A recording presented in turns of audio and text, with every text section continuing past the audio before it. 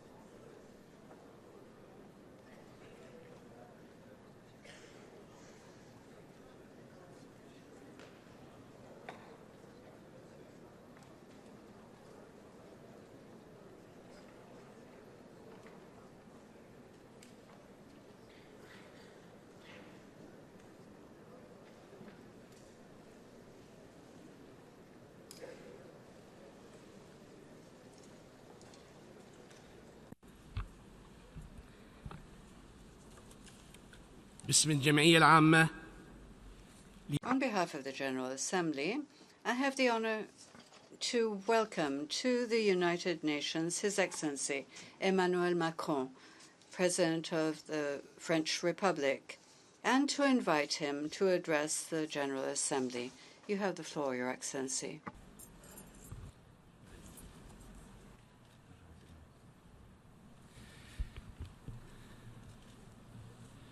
Monsieur le Président de l'Assemblée. President of the United Nations General Assembly, Secretary General, heads of state and government,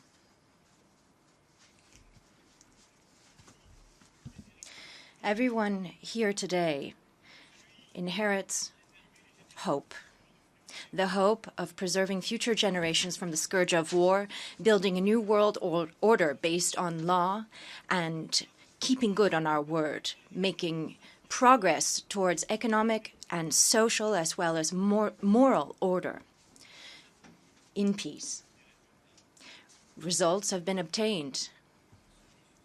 Human rights are increasingly spreading. Prosperity is growing. Poverty has been pushed back against. These are the achievements of the past decades, and yet it's time to take a fresh look at today's world. Today, we are seeing a far-reaching crisis. The crisis of the Westphalian world order of the past. This world order failed in regulating itself. Economic, financial, environmental, and climatic issues remain pending to date. Then it failed because our collective ability to tackle these crises far too often is hampered by divisions on the Security Council.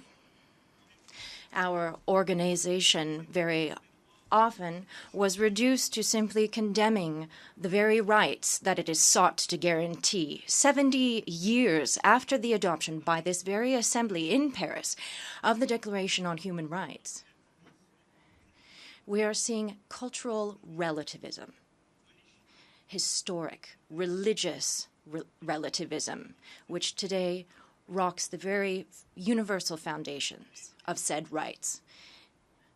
Born of hope, the United Nations could become, just like the community of nations before it, the symbol of powerlessness.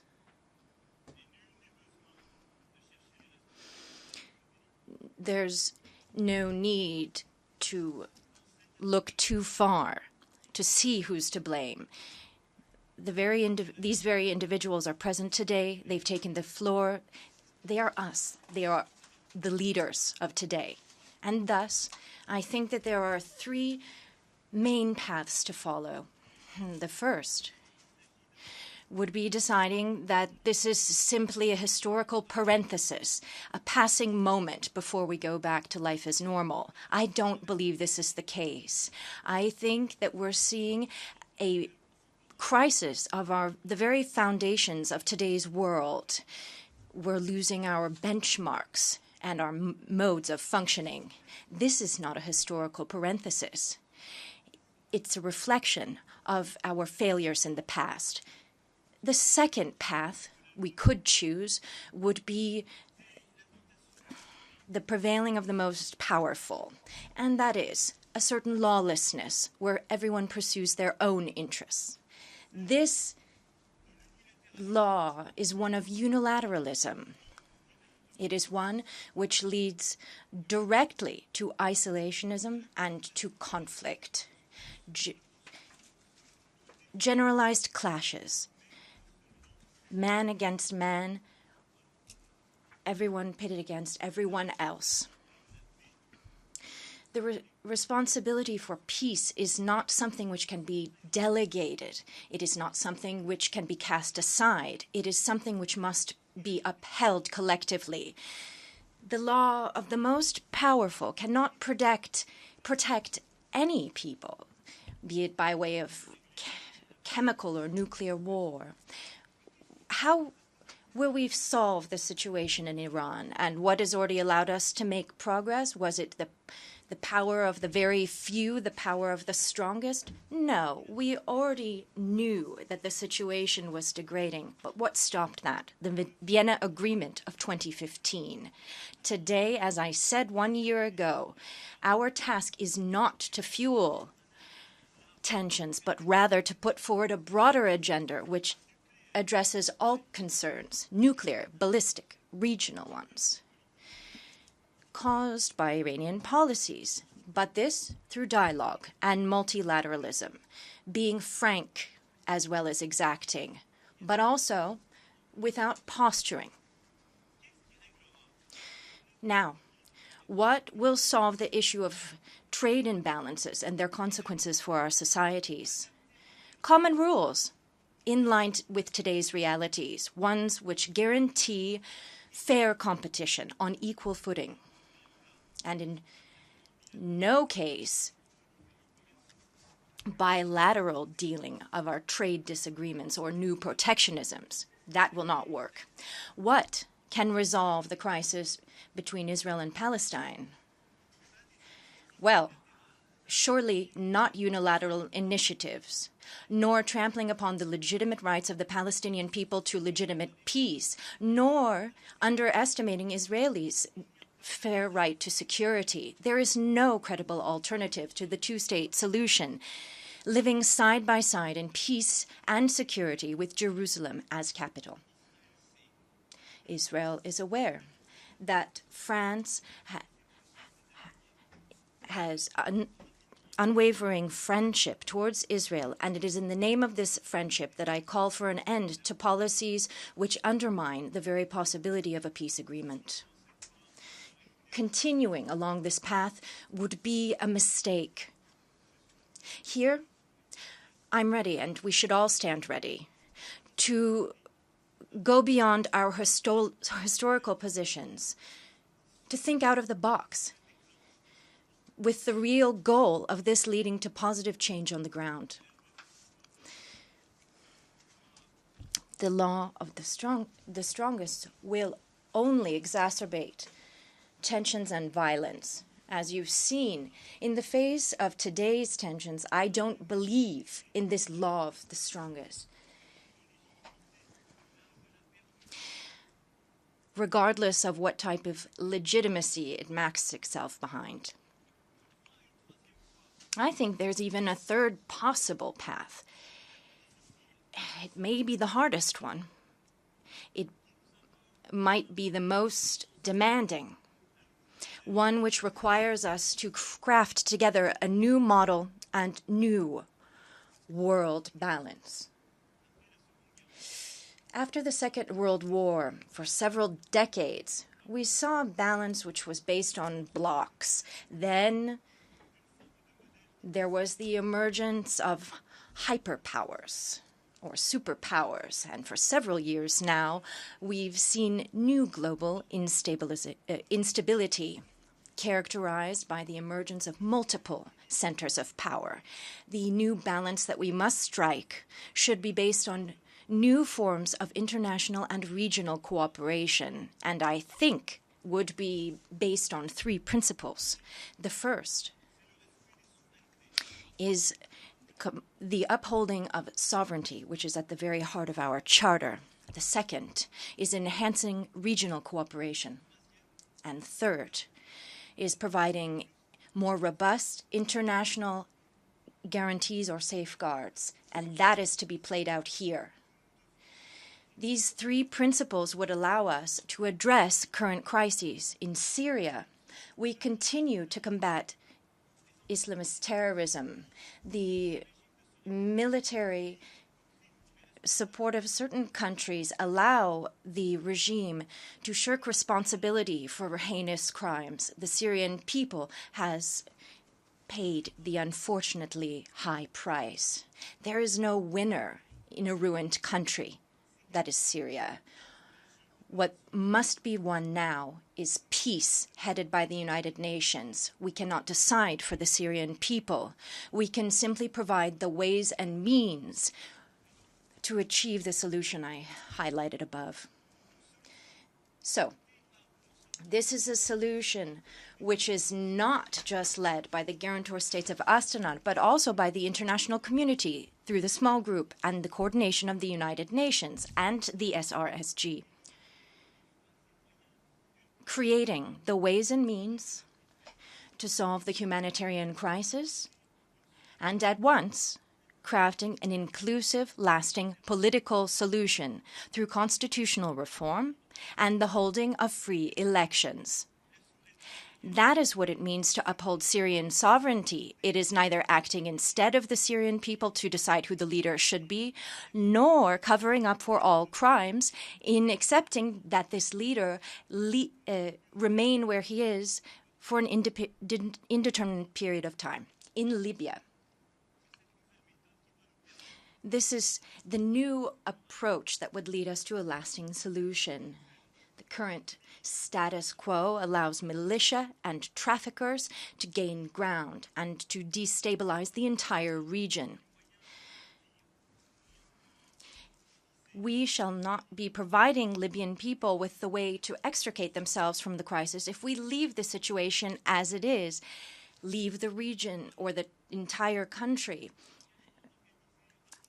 up to the warring of various centers of power. Recently, there was a meeting in Paris bringing together state institutions. These state institutions must be supported by the United Nations in close cooperation with the African Union. Yesterday, an important step was taken, and I'd like to share it with you. The interests of the Libyan people, their neighbors, the European Union, and the international community must come together to bolster these goals, to achieve them together. We are together. We're strong in the face of terrorism. States must be able to count on themselves to guarantee security. This very security must draw upon regional and international security arrangements that I've just talked about earlier. The decisions taken by the G5 Sahel have embodied this very approach. This was also the idea of the African Union's intention to undertake greater responsibility to ensure peace on the continent. This is the very idea behind the initiatives in the Lake Chad Basin. With Nigeria, Cameroon, spearheaded by the African Union. This is the reason we should be supporting the AU initiative for a better definition of responsibility between the United Nations and the African Union.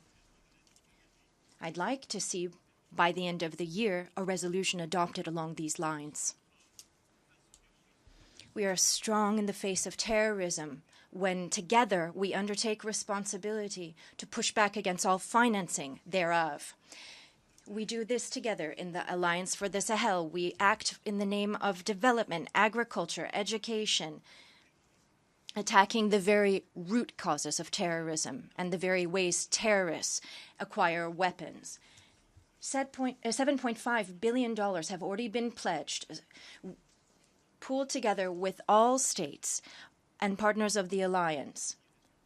These are just the first results, and ones which must be built upon. As you can see in each one of these crises, the solution was not simply leaving states to their own devices, nor acting in their stead, nor imposing solutions, but rather to uphold the principle of sovereignty, to engage in genuine regional cooperation and international cooperation. This is the very triptych which shall lead us to solutions to today's crises.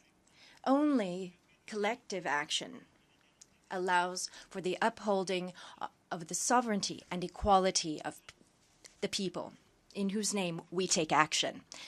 This is the reason we must take action against climate, demographic, and digital challenges. No one alone can tackle these. In the face of migration flows, I don't believe in the idea of unconditional openness. This simply leads to worry and intolerance. I don't believe either in the fallacious statements made by some in Europe and elsewhere that we would be stronger were we to close our borders. That's not true either. The only real effective way to effectively manage migration flows impacting all of our continents is to create conditions for chosen international mobility to work together. And I mean countries of origin, transit, and destination, so as to address the root causes of migration, dismantling trafficking networks, which are indeed the worst manifestation of this crisis, and to promote borders while at the same time upholding international law and in particular unconditional protection of those with the right to asylum. This is indeed what we've decided to commit to together in the compact to be adopted in Marrakesh, which I support. In the face of climate change, here there can be no shortcuts or one-size-fits-all solutions. Even those who may deny climate change are suffering the consequences, just like everybody else. Extreme weather phenomenon today has become a daily event. In refusing collective action, certain individuals only make themselves more vulnerable. In the face of the digital divide, our task is to create modern rules which will bring together the development of artificial intelligence and ethics, as well as to support the digital transition of our societies. Friends, I deeply believe in the sovereignty of peoples. Today, this is what all people are asking for on the international stage, but at the same time, this requires multifaceted international cooperation and renewed international commitment. The great challenge has always been the drive for peace. In the 21st century, we shall only triumph through bolstered multilateralism, one which is genuinely in a position to resolve pressing issues, but also one which allows us to actually address the root causes. My point is, I don't believe in generalized or empty globalization. I don't think this can be a reality. But I believe in universal values, and that's what should guide us.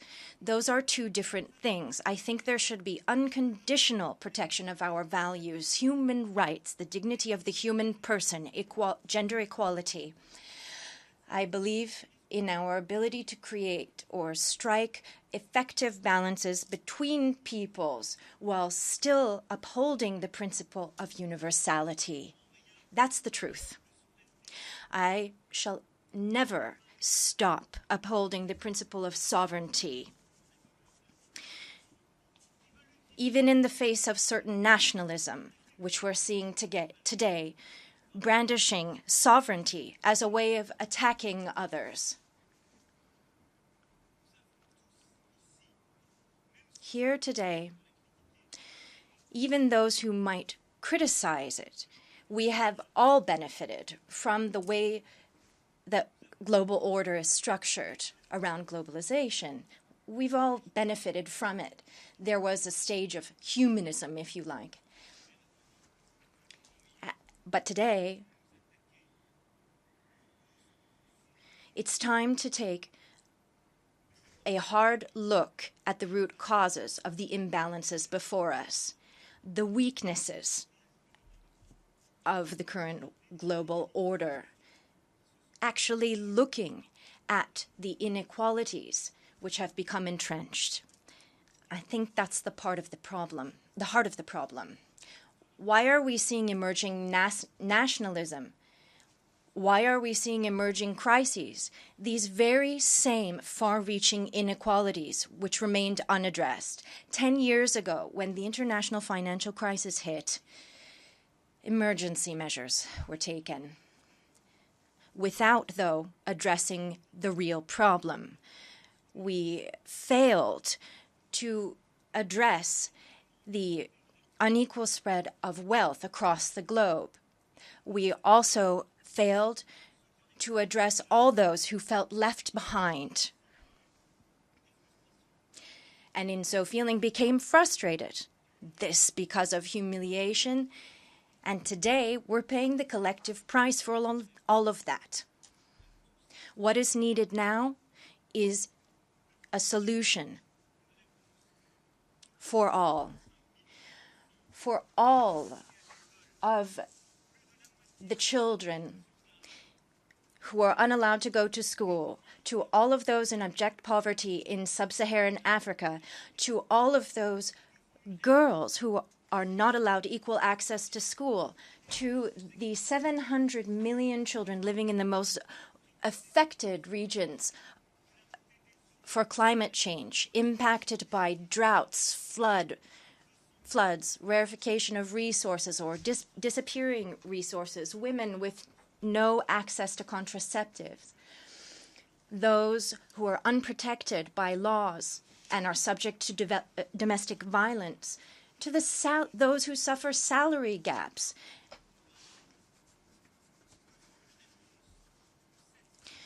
We need a solution for the 783 million living under the poverty threshold, those suffering from hunger and malnutrition, those without access to health care. There must be a solution given to youth, the driver of history. I'm talking about more than 2 billion people between the ages of 10 and 24 years old. 80% of them living in developing countries. A solution is needed for all of those whose eyes are fixed on us, because this solution depends on what we are able to do here together in this assembly. Those who think that we don't owe any solution to those I've mentioned before are wrong. They are wrong, because in so thinking, they create crises. They create a world that is worse, that would be inherited by our children and future generations. Today, with the 2030 agenda, we've begun the path forward. We've begun working on the solution. Think about the gaps in GDP.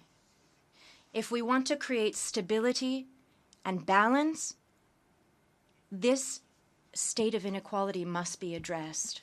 Action must be taken. This is the reason, as I announced last year as well, that I decided to bring France's ODA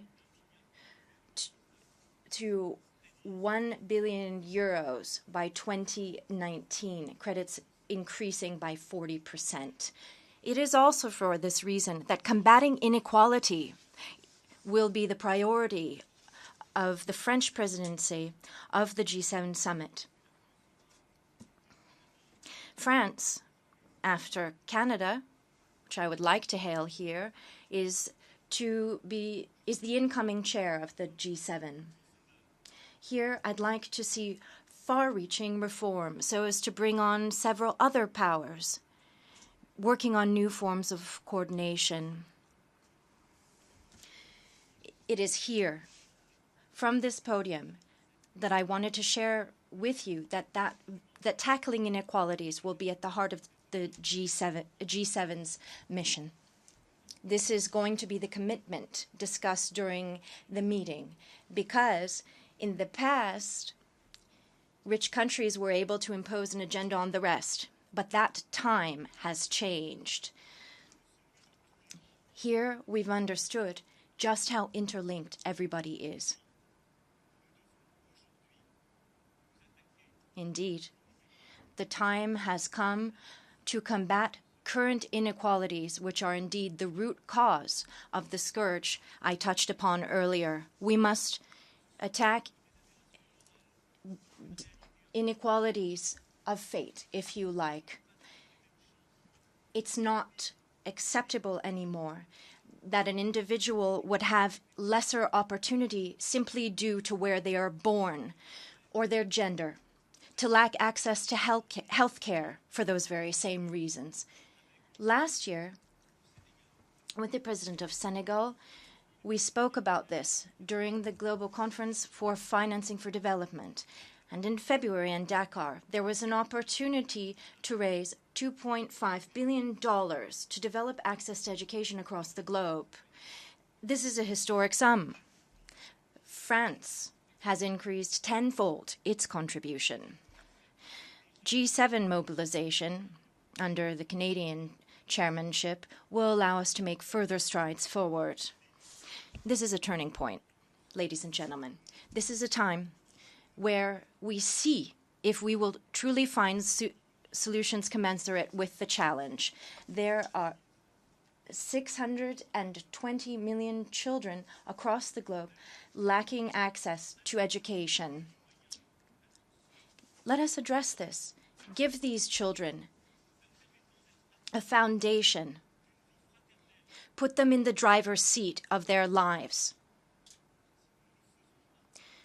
Should we not do this? Should we fail to do this? What world will we be leaving behind us? This is the reason that France has made solid commitment along these lines.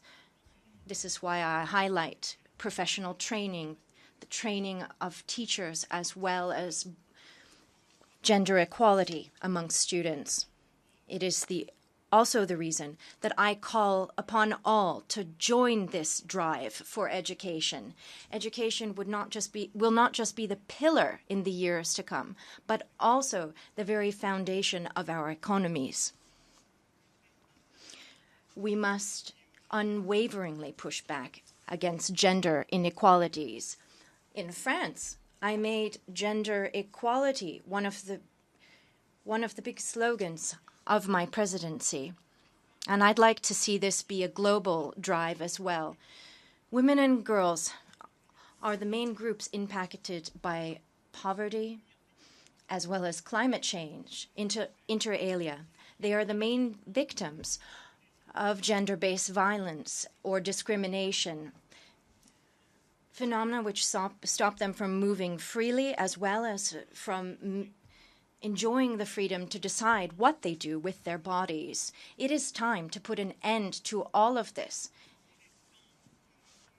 It is time to stop making women victims, but instead giving them their due place, which is one of leaders.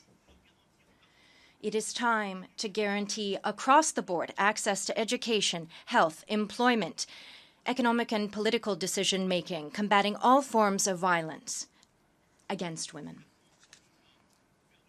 France intends to put forward with interested governments, or rather to propose a coalition for the adoption of new laws on gender equality. 50% of our aid to development will be dedicated to projects which seek to reduce gender inequality. This is also a time to relaunch mobilization in inequalities in health. In 2019, we will be hosting a conference on the Global Fund for Combating HIV, AIDS, Tuberculosis, and Polio. We're initiating a drive against counterfeit medications and intend to take action against sweeping pandemics. Here, I call on each and every one of you to stand with us. Finally, we should understand the urgency of combating environmental inequalities. It is not acceptable for 45% of greenhouse gas emissions to be produced by the 10 richest countries of the planet. It's not effective, as is the case for solar energy, that countries with greatest capacity and greatest need be the very countries with least access to adaptive technologies.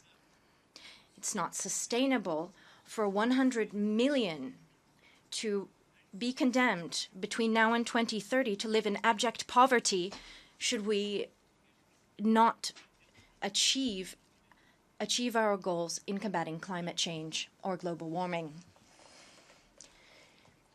This, too, is an area for global mobilization. Some countries suffer more than others. We should stand shoulder to shoulder with them. We must all understand the disasters experienced by peoples and even our very children. The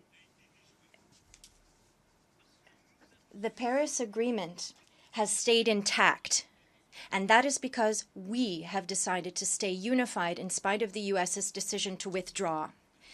This is power, and this is the way that we overcome the challenges. We've been told that there are solutions, but financing is lacking. So let's find it.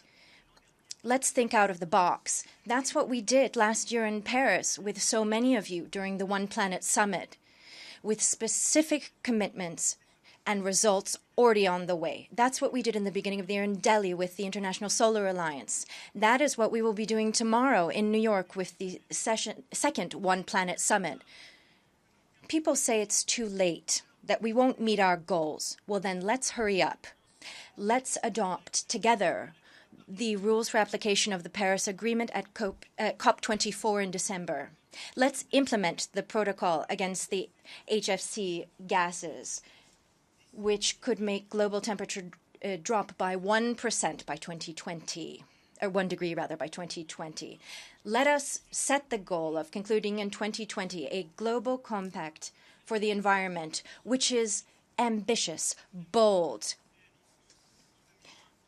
What now about the conference in 2020? There have to be concrete steps taken. Let us also be clear, consistent. There's certainly an urgent situation. So let's, for an example, stop signing trade agreements with those who don't comply with the Paris Agreement. Let's have our trade agreements take on board our environmental obligations.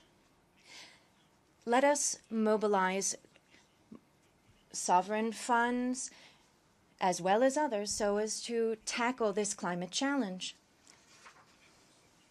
France continues, with all interested parties, to spearhead this global fight against climate change. In the G7, we will be working to see the Paris obligations increased. Should someone be against, we shall nonetheless press ahead through new formats, new fora, because the G7 must remain a group which is firmly committed to democracy, a unified one, but one which should also lead to new coalitions to allow for a reforging of the global collective system. Let us engage in new forms of cooperation to make strides forward, to take decisions. It is but together, that we can effectively push back against all of these inequalities which have eroded our societies. Mistrust, isolationism are fueled by such actions. All of these inequalities that we've let fester and our collective inability to effectively find solutions. No single one of us can effectively combat inequalities, as I described, if this individual is to act alone. In that case, there would only be two solutions. Number one, to always take the lowest standard, to stick to the status quo. That's what we've done for 10 years. Trade war, fine. Lessen worker benefits, for an example. Always lowering the bar. Well, where does that go? It simply entrenches inequalities in our societies. And that's what we're seeing now. The other solution would be pointing the finger at the rules. Well, the rules don't work, so let's make our own. Let's close the doors. Isolationism, protectionism. Ladies and gentlemen, that leads to only one thing: heightened tensions. It surely doesn't tackle the inequalities I've spoken of. No, I think it is time to establish a collective mechanism, one for working together in every one of our countries to tackle inequalities, to assess, but also to pool best practices. So I'm proposing that international institutions, the United Nations, but also the OECD, support us in the setting up of this mechanism, which should be driven by the G7, to triumph over inequality. It's the method that has to change. First, review the rules in the area of trade and business, as well as in the social sphere. Instead of working towards protectionism, we should work together to revise the WTO rules. We should see how the WTO can better address conflict, put forth rules to deal with antitrust, the respect of intellectual property, and the transfer of technology to put everyone on equal footing. This year, the G20 in Argentina should produce a credible roadmap for the reforging of the WTO. This is also what we intend to do in the social sphere. Next year, during the 100-year anniversary of the ILO, we also need to reforge the very modes of action, such that those who've been left behind come on board, those who aren't here today, the great non-state actors who are changing the world, but who are conspicuously absent in the drive against inequalities. For an example, stakeholders in the digital field, in IT, those also who are combating various forms of crime in this field, in information technology.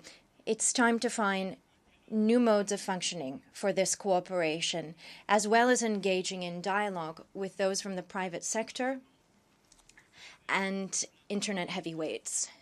Then Africa must be given a central and leading role in this newly formed international order. It is not just on this continent, rather, it is on this continent that we will either win or lose in the pushback against inequalities.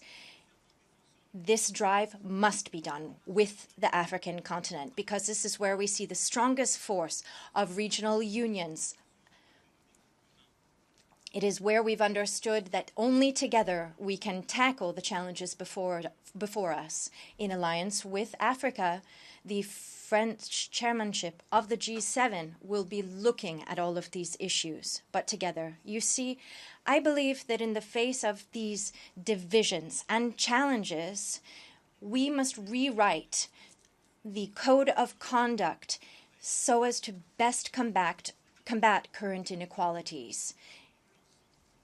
It is the duty of France, as well as all of its European partners, including the EU, to be in the front lines of this combat, to build a new world order with a human face that knows no protectionism, isolationism, but is entirely realistic. And at the same time, building as a mediator these new rules of the new global order. Ladies and gentlemen, at a time where our collective system is falling apart, sadly, it is most in demand. For that reason, we shall support those working for peace and humanity. UNESCO, it's the conscience, if you like, of the United Nations, the Human Rights Council, the International Criminal Court, UNRWA, to whom we continue to contribute. As I remind you here, the idea at the end of the day is allowing hundreds of thousands of children to go to school. That's it. We intend to defend the broadening of the Security Council in the 2 member categories to ensure that the composition reflect current balances and that the Council remain a place of cooperation and rather than obstructionism. We will ensure that by the end of the year, the General Assembly and the 2/3 of its membership be able to support the limitation of the veto right in case of mass atrocities. We shall defend international humanitarian law in support of those risking their lives to assist civilians on the ground by negotiating, in each and every case, humanitarian access. During the anniversary of the 1948 Declaration, we were reminded that human rights are not a cultural fact, negotiable values. No, they are fundamental values enshrined in international treaties as committed to freely by this very assembly. We recall that the universality is compatible with the sovereignty of peoples and is indeed the only way to preserve and ensure people's enjoyment of their fundamental rights. France shall remain there to ensure that the world not forget that nationalism always leads to defeat, that if courage is lacking in the defense of fundamental principles, international order becomes fragile, and this can lead, as we've seen already twice, to global war. We saw that with our very own eyes. On 11 November 2018, the Forum in Paris will be a time for a melding of the minds, to find that courage again, to find what unites us here. It's to be an opportunity to renew our firm commitment to the preservation of future generations from the scourge of war.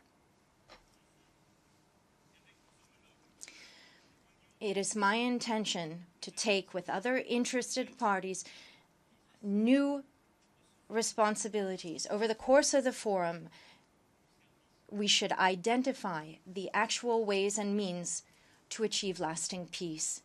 Friends, I know you may be tired of multilateralism. I also know that the world is flooded with information and one becomes indifferent. It all starts to look like a big show. It all starts to look like even the worst things can become trendy. And it becomes difficult to extricate the cause from the effect. Well, this is not a matter of being trendy, ladies and gentlemen. For those who've brought us here, we have a duty. We must never forget that genocides, which led to you being here today, the very genocides which are even fueled by certain divisions that I spoke of earlier, and indeed the erosion of the global order, which I spoke of earlier, all of this happens because we turn our heads and we remain complacent. But that is not what I intend to do. No, that is because I come from a country which is, yes, we've made a lot of mistakes. My country has made a lot of mistakes. But it is a country which at every turn of its history and in international history has thought of that very principle of universality.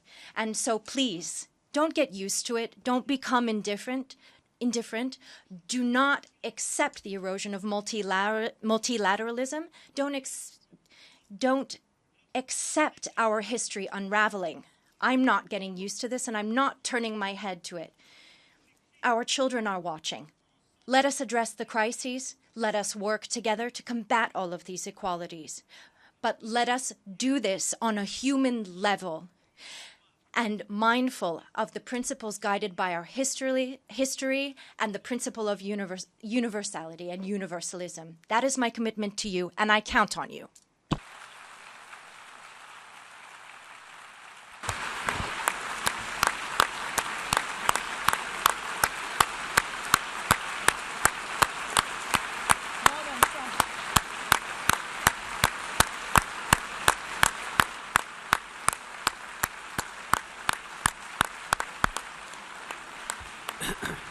باسم الجمعية العامة أشكر فخامة إيمانويل. On behalf of the General Assembly, I thank His Excellency, Mr. Emmanuel Macron, President of the French Republic, for the statement just made.